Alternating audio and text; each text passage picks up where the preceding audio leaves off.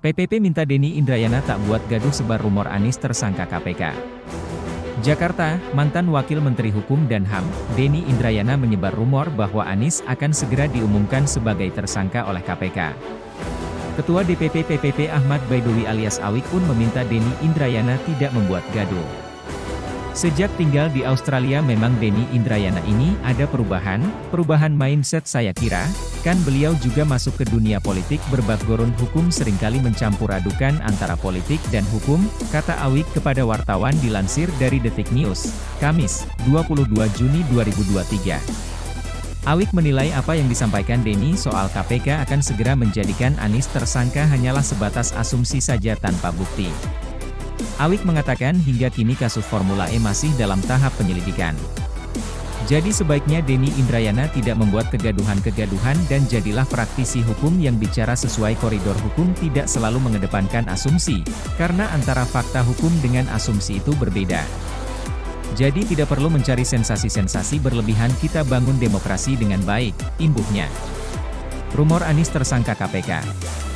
Sebelumnya, Denny menyebarkan rumor terkait Anies akan segera diumumkan sebagai tersangka oleh KPK dalam kasus korupsi Formula E.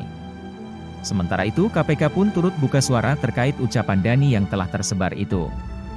Denny mengatakan informasi terkait Anies ditetapkan jadi tersangka sudah beredar luas di banyak kalangan.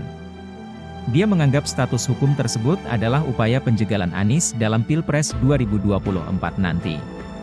Kabar itu sudah menjadi informasi yang beredar di banyak kesempatan. Bukan hanya saya, banyak yang sudah menyatakannya. Ferry Amsari, Zainal Arifin Mohtar, misalnya, dalam beberapa podcast sudah menyatakan, pentersangkaan adalah salah satu skenario pamungkas istana untuk menjegal Anies Baswedan menjadi kontestan dalam Pilpres 2024, kata Denny dalam keterangan tertulis kepada wartawan, Rabu 21 Juni. Menurutnya, KPK sudah melakukan ekspose di kasus Formula E hingga belasan kali. Denny mengatakan apa yang ia sebut ini berdasarkan informasi dari anggota DPR yang menyampaikan bahwa Anies segera ditetapkan sebagai tersangka. Setelah KPK 19 kali ekspose, ini pemecah rekor, seorang anggota DPR menyampaikan, Anies segera ditersangkakan. Semua komisioner sudah sepakat.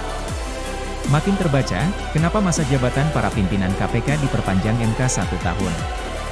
Untuk menyelesaikan tugas memukul lawan oposisi, dan